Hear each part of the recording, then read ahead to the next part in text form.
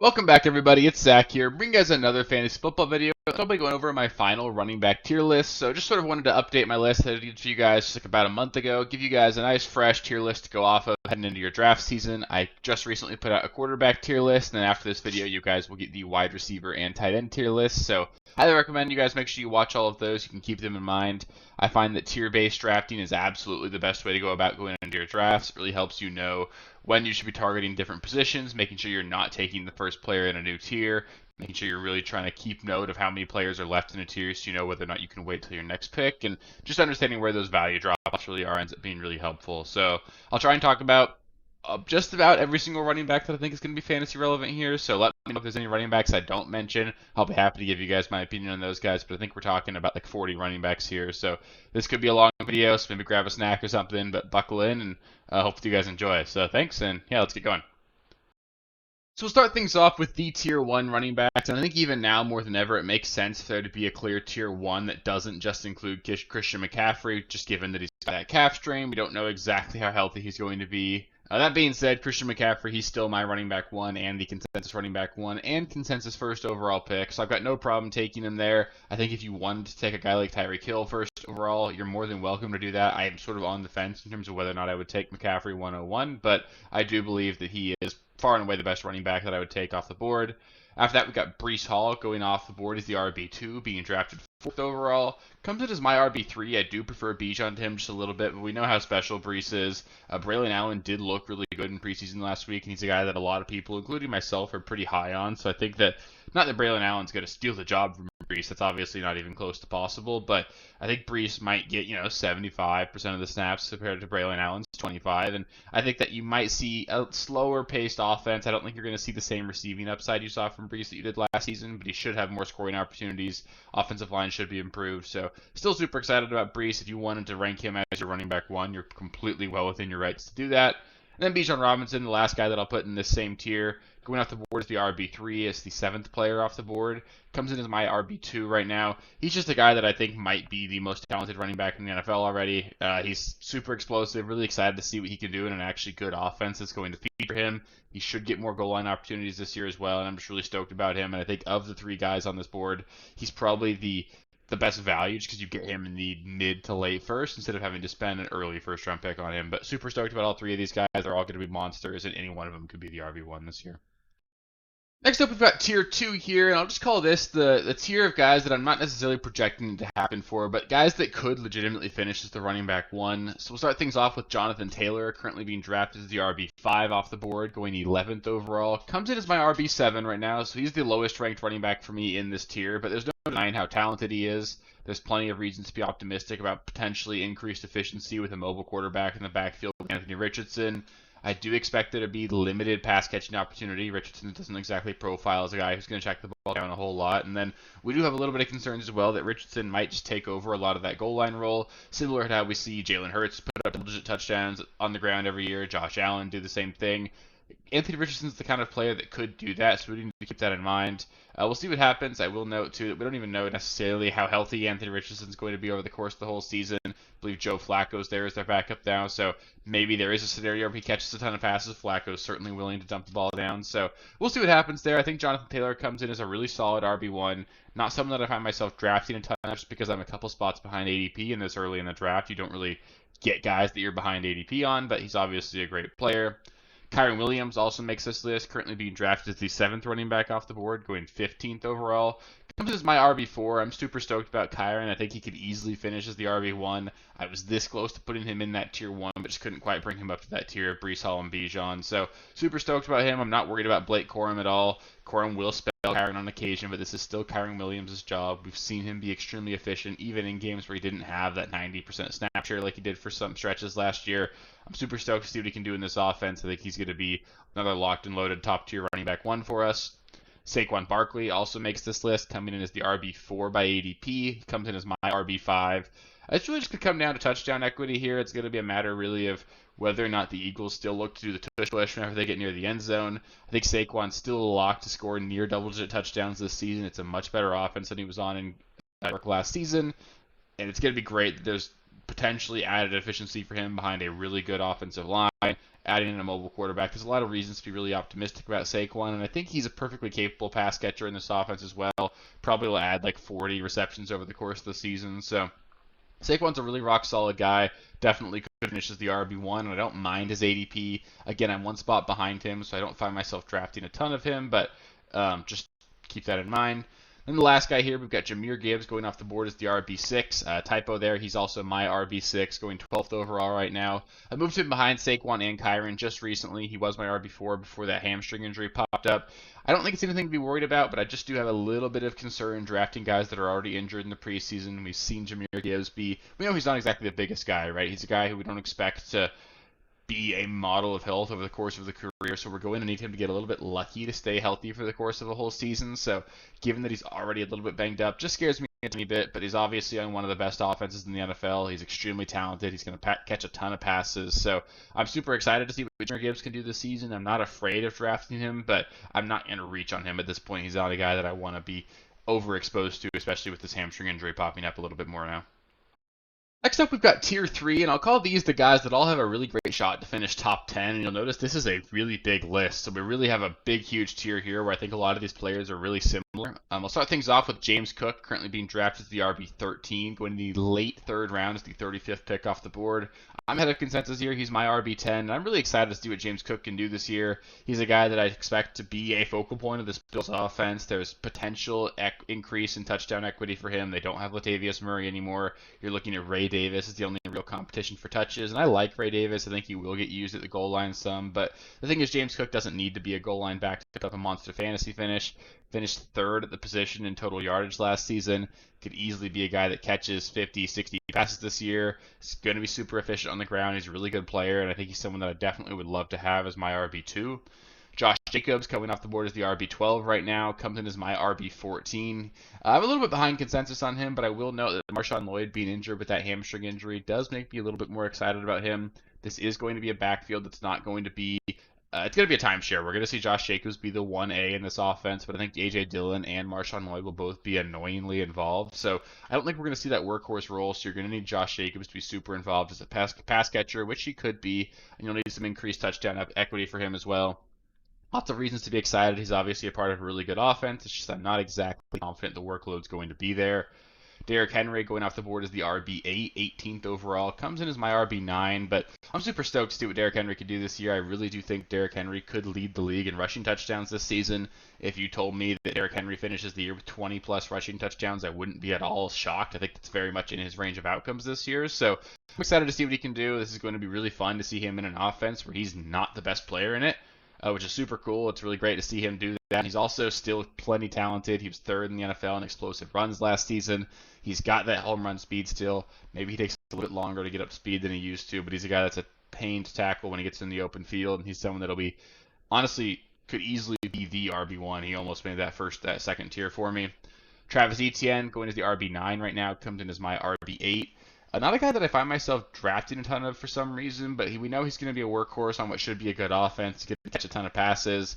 Maybe it's just name fatigue for me. I don't know why I'm not drafting a lot of him, because I really do think he's going to be an absolute rock star again this season. Should be a top 10 running back for sure, and he's honestly got upside to be even a top 5 kind of guy with the opportunity he has here. Next, we've got Isaiah Pacheco going RB10 right now. Comes in as my RB11. He's going to be a focal point of this Chiefs offense. They don't really have any reliable pass catchers outside of Travis Kelce. You could add Rashee Rice into that, but there's still some unclear situations there just in terms of whether or not he'll be suspended this season. At this point, I would lean towards him not being suspended. But Pacheco's a guy that showed last year he's extremely talented. I do expect this Chiefs offense to score a little bit more this year than they did last year, so there's going to be more opportunities for touchdowns here. And there's no Jerick McKinnon either, so you're looking at Carson Steele, Clyde Edwards-Helaire. There's nobody in this offense that really scares you behind Isaiah Pacheco. So Pacheco's going to be a workhorse running back on a really good offense, and it's going to be exciting to see what he can do this season in that the first true year of him being the only guy in the backfield. Rachaad White also makes this tier, going as the RB14 right now. Comes in as my RB13, so I'm a little bit ahead of consensus. I understand that it's kind of a boring pick, a little bit scary, because people don't really think he's that good. People just think he's a really good pass catcher, not a very good rusher. I'm a little bit more forgiving there. I think that a lot of it's just the offensive line struggles over the last couple of years, and I do think he's actually a talented player. I do, however, expect this Buccaneers offense to regress quite a bit this season, so having him as a high-end RB2 I think feels about right. He did show last year that he could certainly just volume his way to being a monster. There still are question marks revolving around whether or not the offensive coordinator downgrade is going to be an issue, or if it's a downgrade in general. They did lose Dave Canales. There's reasons to be concerned a little bit there, but Charlie White's a really solid, safe pick, I think, to me right now.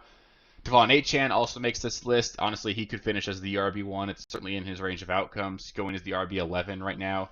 Comes in as my RB12, so I've definitely warmed on Achane a little bit over the last couple weeks, last couple months, honestly, where I started out way behind consensus on him. And it's obviously a super risky pick. He's super small. We don't necessarily know that he's going to be able to stay healthy over the course of the season. And he's obviously not going to average 8 yards per carry again. But he's a guy who's showed that he might be one of the most talented and most explosive players in the NFL when he gets the ball in his hands. And that's plenty of reason to be super optimistic here. I don't mind the third round ADP. I don't necessarily want to take him in the second round, but if he's a late second, early third round pick, I think there's enough there for me where I'm willing to make that draft pick. On top of that, Raheem Mostert also makes the same list. Probably the best value on this list for me, coming in as the RB25 by ADP, but he's my RB15. He goes 74th overall. He's a seventh round pick, and he finishes the second at the position last season. He's a really good player. He's probably not going to score 22 touchdowns again, but he could certainly score 10 to 15. If anything were to happen to HM, we know that ceiling's insane as well, so Mostert's a really great value here. Dolphins have the easiest strength of schedule for running back position this season. Lots of reasons to be excited about Mostert. And then Alvin Kamara, going as the RB16 right now, comes in as my RB16 as well. We saw him be extremely efficient on a points per game basis last season when he got healthy, or when he came back from his suspension. Not a guy that we fully expect to be. He's not the same Alvin Kamara, obviously. He's not as explosive. He's not as efficient with the ball. He's not going to get 5 yards per carry anymore, but he's going to catch a ton of passes. Andrew Miller has been banged up all camp. Jamal Williams is dust. This is Alvin Kamara's backfield. There's not really a true pass catcher in this offense outside Chris Olave as well. So Kamara's going to catch the ball a ton, and in a full PPR league, I think he could easily be a top 10 guy this year.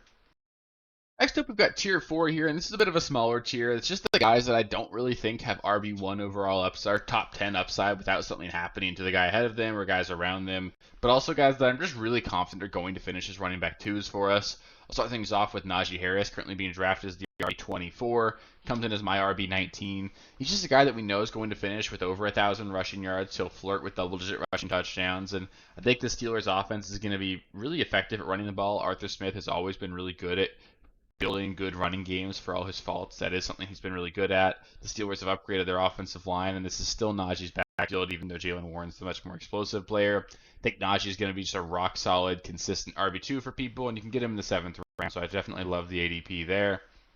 Kenneth Walker also makes this list. Currently being drafted as the RB17. I am behind consensus on him. I have him as my RB22 right now, but he's a guy that has been talked up quite a bit over the last couple of weeks by the Seahawks coaching staff. There is a wider range of outcomes for him than most of the guys on this list, but I don't really see him cracking that top 10 because I don't think he's got a shot to put up 50 plus receptions. I don't think the touchdown upside is necessarily going to be there because Charbonnet will be involved enough to limit his upside here, but he's a really explosive player. On a week-to-week basis, he can certainly put up top 5 numbers at the position on any given week, and he's someone that is like a low-end RB2, I think is a solid price to be paying.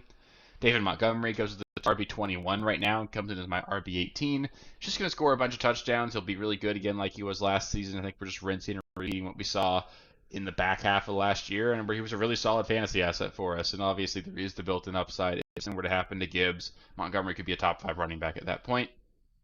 Joe Mixon going as the RB15 right now.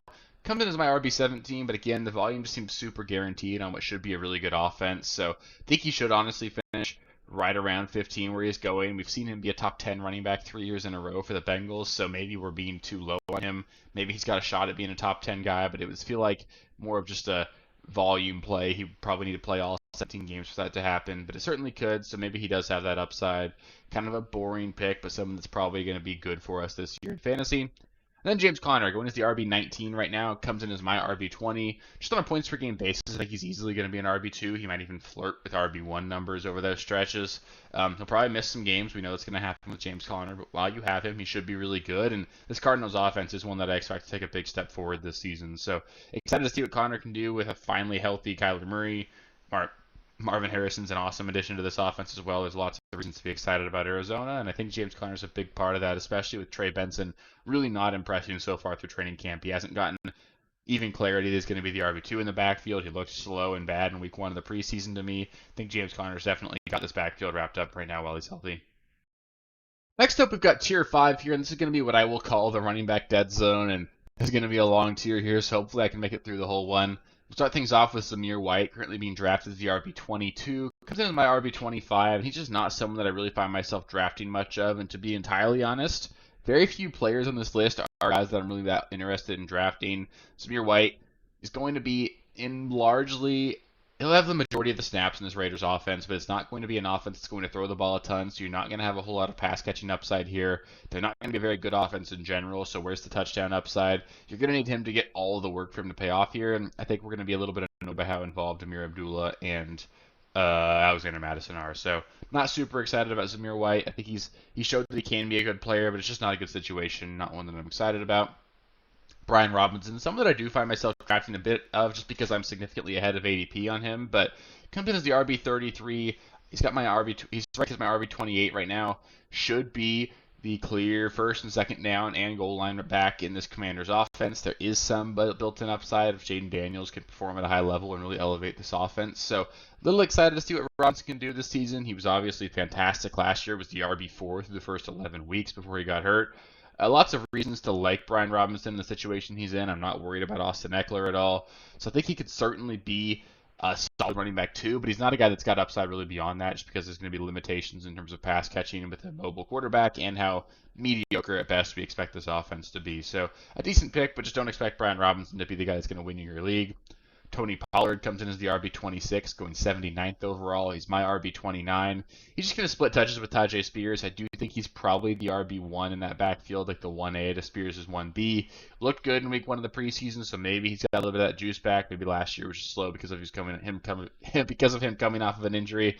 So reasons to be optimistic here. I do think this Titans offense is going to pass the ball a ton. They might surprise people and be better than people expect. So we'll see what happens there. I don't mind drafting Pollard, but I'd want him to be my RB3, and I wouldn't necessarily feel warm and fuzzy about starting him week 1. I'd want to see it first. DeAndre Swift going as the RB20 right now, comes in as my RB26. I honestly might move him down a little bit more. We saw in week 1 of the preseason when all the starters were playing, Khalil Herbert got 9 touches to DeAndre Swift's 2. DeAndre Swift did have a 40-plus yard reception in it, so Swift obviously looked fantastic when he got the ball in his hands.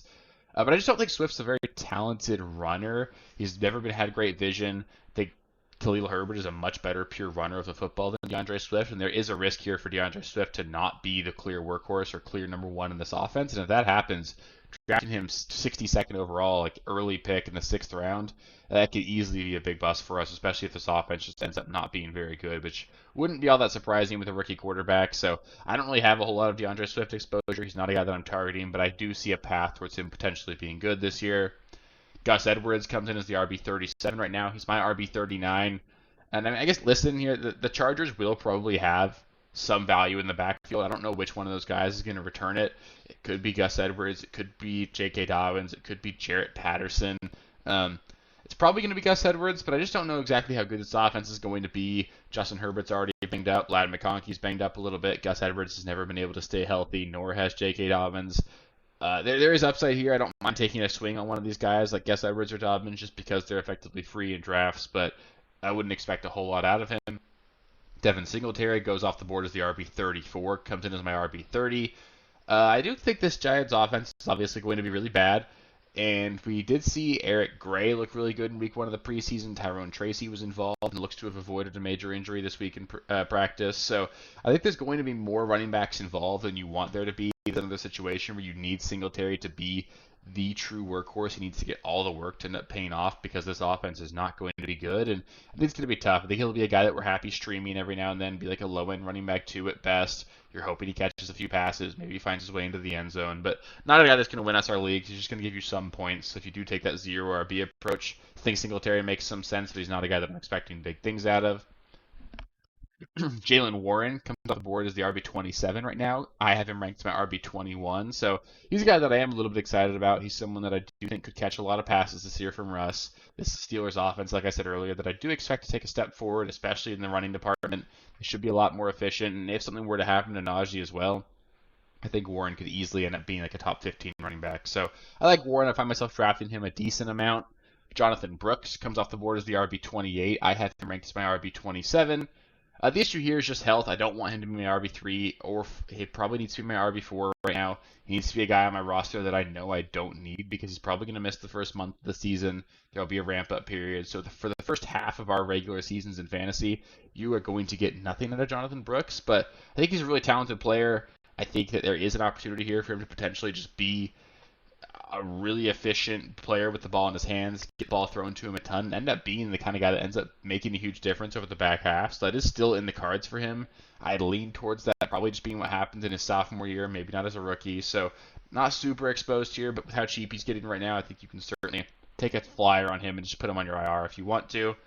Ramondre Stevenson going off the board as the RB23, which is right where I have him ranked. This is going to be one of the worst offenses in the NFL. Their offensive line is really bad, so you're going to need Ramondre just to catch a ton of passes to pay off his ADP, and I think Antonio Gibson will be just annoyingly involved for Ramondre Stevenson owners, so I don't really have a whole lot of exposure there, but if you told me Stevenson PPR'd his way to being a top 15 running back, I could see how that happened, but I could also world where he finishes outside the top 40, so wide range of outcomes there. I don't think he's got top 10 upside. The floor is pretty much zero here, but they did pay him.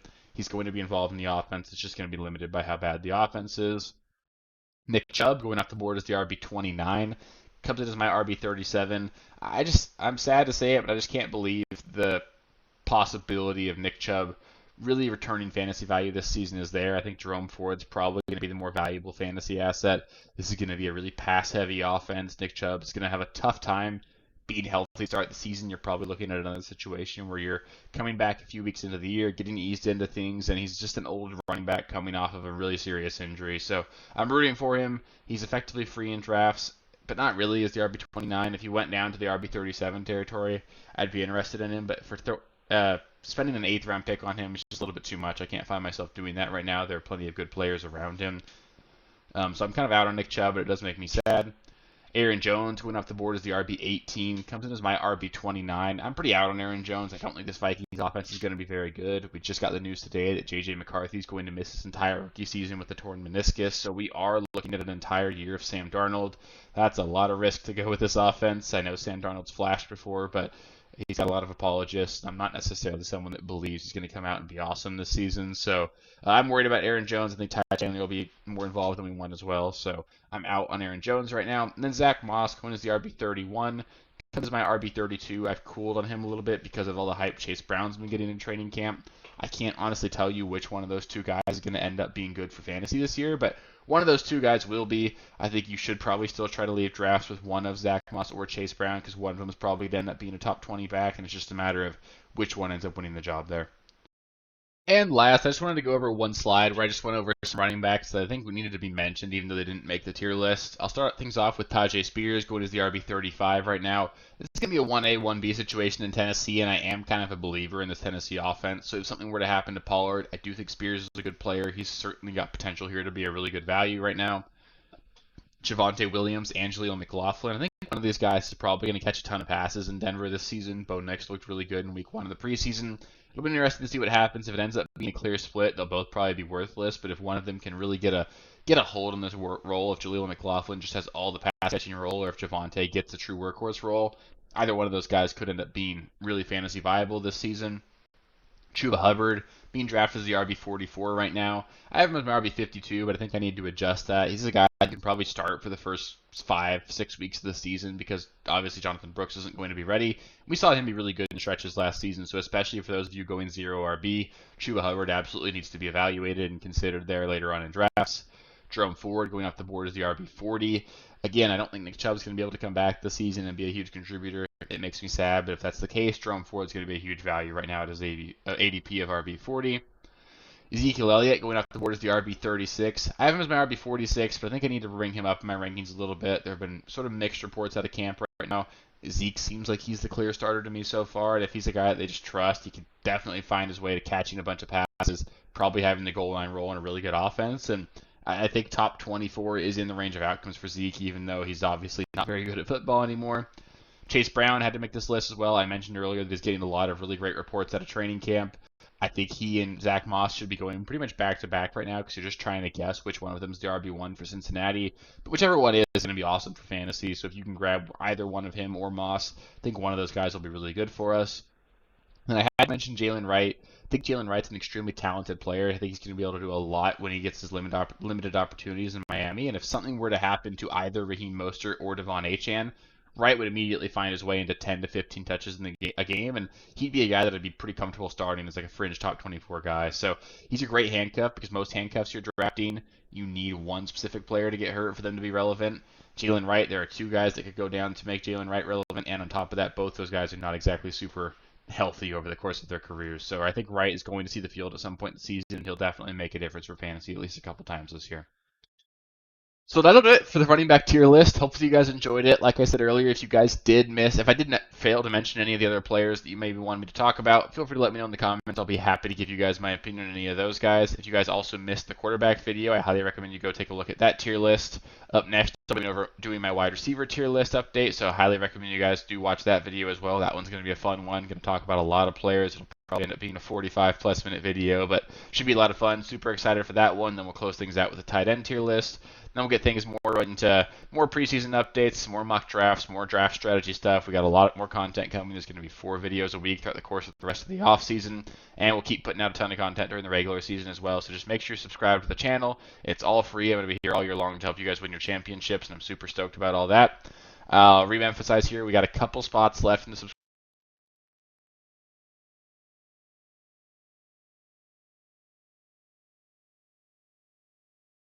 My bad there. I hate when my headset does that. I was going to mention that we got a couple spots left in the subscriber league, so if you guys are interested in participating in that, let me know in the comments below. Leave your email, and I can give you an invite if you comment in time and I see it. So we'd love to fill that out. We can get a draft date set and get rolling with that. So excited for that one to get going. And if you guys did make it this far in the video, please do give it a thumbs up as well. Put a lot of work into this stuff, and it's really cool to see that you guys appreciate it and all that. So appreciate you guys, and I'll catch you with the next one. Peace. Thank you guys for watching. If you haven't already, please be sure to subscribe to the channel, like the video, check out these other videos here if you haven't.